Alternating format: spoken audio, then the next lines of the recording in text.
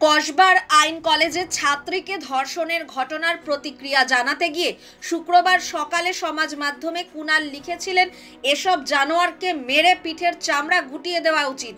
বিকেলে সাংবাদিক বৈঠকেও একাধিকবার ওই শব্দ ব্যবহার করে ধর্ষণকে মনুষ্যতর প্রবৃত্তি বলে চিহ্নিত করতে চেয়েছেন তিনি।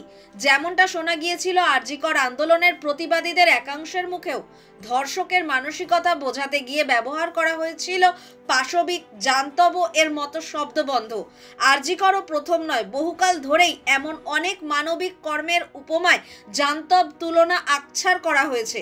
এটা কি ঠিক, সঙ্গত, বিজ্ঞানসম্মত?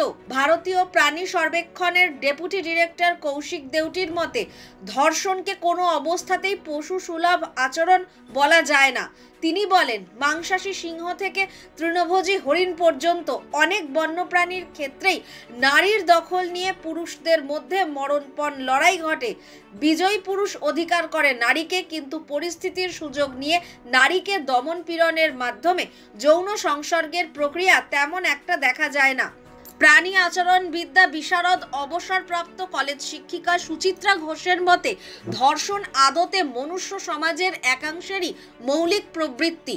সম্ভবত বিষয়টিকে জাস্টিফাই করার জন্যই আমরা পাশবিক, জান্তব মতো শব্দের আড়াল খুঁজি।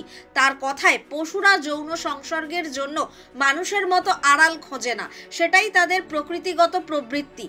কিন্তু মস্তিষ্ক ও স্নায়ুতন্ত্রের বিবর্তনে মানুষের তুলনায় পিছিয়ে থাকলেও পশু সমাজের ধর্ষণের তেমন উদাহরণ মেলে না। জিনগতভাবে এই অপরাধ প্রবণতা মানুষের মধ্যেই রয়েছে।